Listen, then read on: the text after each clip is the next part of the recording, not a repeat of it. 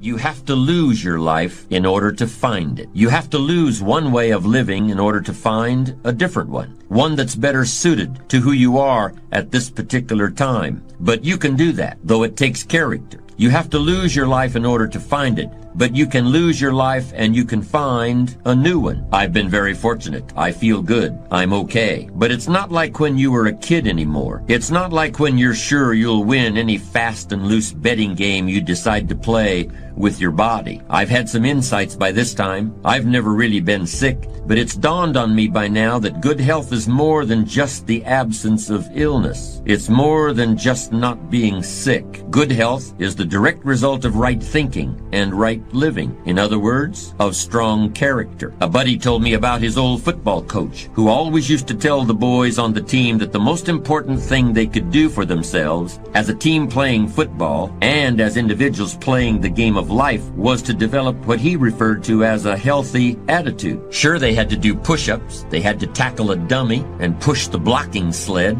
but if they didn't do it with a healthy attitude, then as far as this old coach was concerned, they were just so much dead weight pushing around just so much more dead weight. Well, they were young and strong, but you know, what church and that wise old lady couldn't make me understand, I first began to think about a little when I heard about that old coach's emphasis on having a healthy attitude. It was different from just a strong body. It had something to do with that, but it had something to do with character as well. A healthy attitude. That's like knowing that in order to go from point A to point B, you have to walk a straight line and not veer away or get distracted by things that might seem pleasant for a moment, but really don't contribute to your well-being. Or, as the coach might have said, to the good of the team that's depending on you. You've got to go straight up and down the field. You can't go sideways just because the hot dogs and soda pop are over there, to say nothing of the cheerleaders. That sort of distraction is for after the game,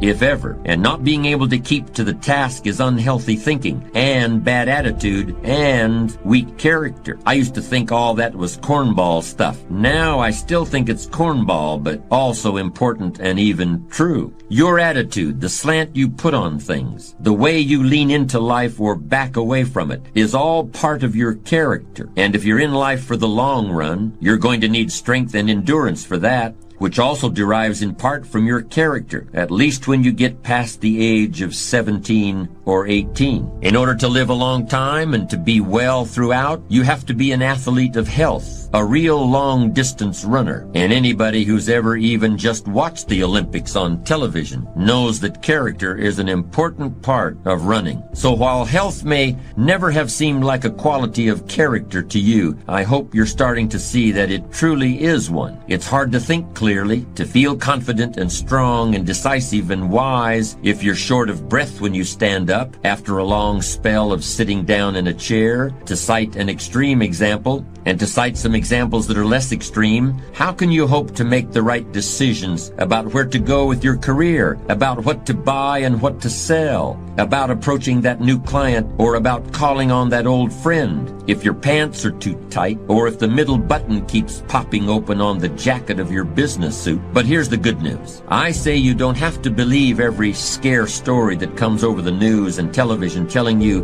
not to eat this or that because of what statistics say has happened in X number of cases. You don't have to make yourself crazy because of what too much of something tasty or greasy or sweet does to laboratory rats. Because you don't have to become a health fanatic to understand that some things, in big amounts, really aren't good for you. It was a Greek philosopher of the classic age who said that we should all do all things in moderation and nothing in excess. That's a principle you should definitely apply to your lifestyle. It can't hurt to have an ice cream cone every now and then, a little sweet to reward you for a job well done, a little something to take the sour taste out of your mouth on a bad day. But don't go gobbling ice cream by the quart and following that up with a pack of cigarettes and a fifth of rye whiskey. There are people who do just that, but it's a one-way ticket to the wrecker's yard. So is driving yourself crazy about health, however. So remember the principle: moderation in all things, nothing to excess. Worry and stress are as bad for your heart as a high cholesterol count. That's been proven pretty convincingly, especially by a long-term study in Finland, in which two groups of men were asked to follow very different diets over a period of years. The first group could eat and drink anything they wanted,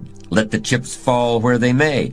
The second group was watched closely. Everything they ate was recorded and evaluated. No eggs, butter, or cheese, no coffee, just herbal tea, no meat, but macrobiotic pasta was permissible. Which group had the more casualties? You make the call. What's worse is to have a high cholesterol count and always be worrying about it and punishing yourself for it with a sheet of strict Puritan rules. It's much easier to just follow moderation in all things. That way, health really is a function of character rather than the calculator. Yes, go easy on the food and drink. Go easy on the rules, too. Take, for example, the man who was a real fitness nut, even before it was really popular. Every day he did his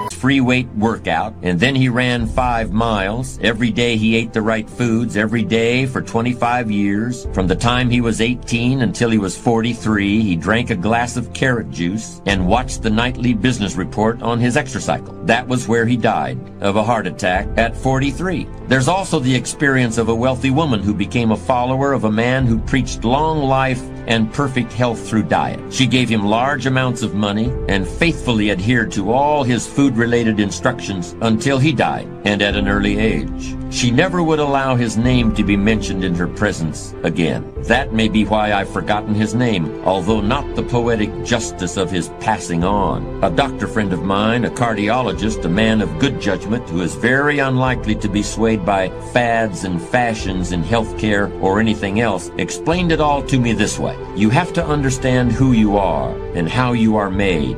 In other words, you have to understand your character, physical, mental, and emotional. Not everybody is made to run a marathon or climb mountains or play defensive tackle for the Chicago Bears. Not everybody's got the physical or mental equipment to be a truck driver or a rocket scientist or a traveling salesman. Each of these people is used to different levels of activity. They live in worlds with different customs, different ways of training and thinking, and oh yes, different ways of celebrating. A rocket scientist doesn't need to do 20 miles of road work every day. A truck driver doesn't need to sit still and read the small print under a lamp for hours at a stretch. A football player doesn't have to stay up all night driving through heavy downpours on the vast stretches of the Midwest interstate. Each taxes his body in different ways, and each needs to eat and relax in different ways, too. One person might be able to smoke cigars or a pipe or cigarettes in moderate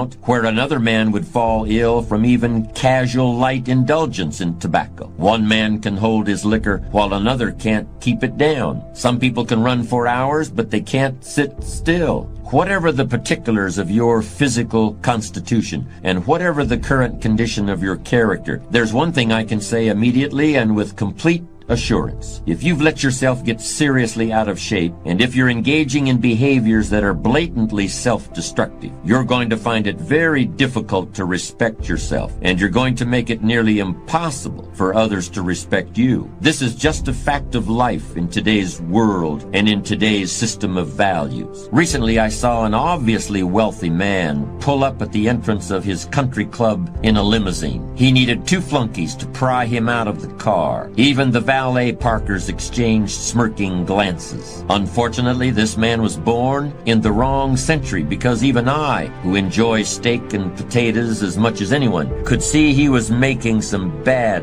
choices from the menu and probably elsewhere as well. If you want success, if you want to lead, and you wouldn't be listening to me now if you were anything less than a success-oriented individual whose ambitions are not going to be held back by the hand that fate has dealt him or the place that fortune finds him. You must embrace the received lifestyle of the times. The President of the United States goes jogging most every day because he must lead a country on the run, and because he understands that people today will not tolerate a tired-out man at the top. That's just how it is, and no one person on earth is going to change the way things are at this moment right now. Times do change, and people at the top change with them, of course, but that's with the times, not against the times, not ahead of the times, not behind them.